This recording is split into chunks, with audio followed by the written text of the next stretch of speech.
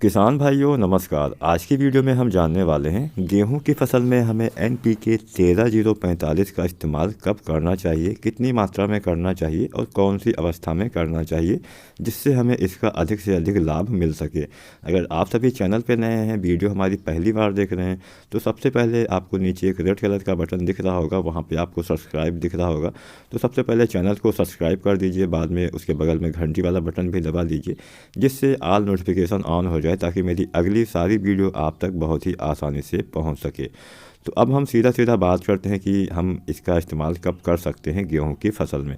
तो जो NPK 13-0-45 आता है, इसमें 13% पाया जाता है नाइट्रोजन और 45% इसमें पाया जाता है पोटास। और ये हम देते हैं गेहूं में बालियाँ निकलने के बाद। बालियाँ निकलने के बाद अगर आप इसका इस्तेमाल कर देते हैं तो उससे बहुत सारे बेनिफिट होते हैं। इसके बारे में भी हम थोड़ा बहुत जान लेते हैं। सबसे पहला लाभ होगा, इसमें नाइट्रोजन भी होता है, पोटास भी होता है, जिससे आपके दाने का भराव बहुत अच्छे से हो पाता है। कई बार आप देखते होंगे अचानक से बारिश होगी या फिर नाइट्रोजन की इस अवस्था में अगर कमी आपको दिख रही है तो यहाँ पे ये खाद काफ़ी अच्छे से काम करेगी। कई बार आप देखते होंगे जो फ्लैग लीफ होती है, यानी जो ऊपर वाली झंडा पत्ती जिसको हम बोलते हैं, वही पत्ती आपके जो भोजन है पौधे की वो बना पाती है, बाकी नीचे वाली पत्तियों का सही से काम नहीं हो पाता है। तो जो झंडा पत्ती होती है, अगर आपको उसमें पीलापन दिख रहा है तो समझ लीजिए इस समय भी नाइट्रोजन की थोड़ा बहुत कमी नज़र आ रही है। चाहे हल्का पीलापन भी हो तो भी ये खाद काफ़ी अच्छे से काम करेगी और बहुत सारा काम ये खाद आपकी फसल में इस अवस्था में करने वाली है। आपकी फसल में जो बालियों में दाने आते हैं इनको अच्छे से भरती है। कई बार आप देखते होंगे दाने हमारे सही से नहीं बन पाते या फिर कमज़ोर रह जाते हैं, पतले रह जाते हैं, जिससे हमें एक अच्छा और सही उत्पादन नहीं मिल पाता है।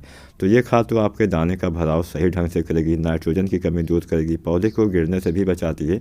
कई बार इस अवस्था में हमारी फसल बहुत ज़्यादा मात्रा में गिर जाती है जिससे हमें फ़ायदा की जगह नुकसान हो जाता है। तो ये जो खाद है ये आपके जो पौधे के तने होते हैं इनको भी मजबूत करती है, गिरने से बचाती है और फसलों को सुरक्षा भी प्रदान करती है। पोटास इस समय अगर आप डालते हैं तो आपकी फसल को सुरक्षा प्रदान करती है, एक इम्यूनिटी बूस्टर का काम करती है ये खाद। तो इसलिए आपको इसका इस्तेमाल गेहूँ की फसल में बालियाँ निकलने के बाद करना होता है और बालियाँ निकलने के बाद अगर आप इस्तेमाल करते हैं तो बहुत अच्छा लाभ आपको देखने को मिल जाएगा। अब हम किसान भाइयों जान लेते हैं कि कितनी मात्रा में हमें NPK 13-0-45 का इस्तेमाल करना चाहिए। तो मात्रा आपको लेनी है लगभग 1.5 किलोग्राम प्रति एकड़ के हिसाब से और इसमें आपको लगभग 150 से लेकर 160 लीटर पानी घोलना है। उसके बाद में अपनी फसल पे आपको छिड़काव करना होता है, काफ़ी अच्छे से फ़ायदा करने वाला है। इस समय आपको कोई भी अन्य चीज़ें मिलाने की आवश्यकता नहीं है। इस समय अगर आप कोई अन्य चीज़ें मिलाते हैं तो बहुत आज ज़्यादा बेनिफिट आपको उसका देखने को नहीं मिलेगा।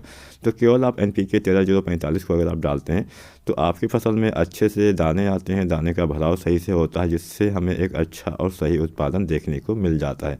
आप चाहें तो NPK 0-0-50 का भी इस्तेमाल कर सकते हैं अगर नाइट्रोजन की कमी नहीं है तो।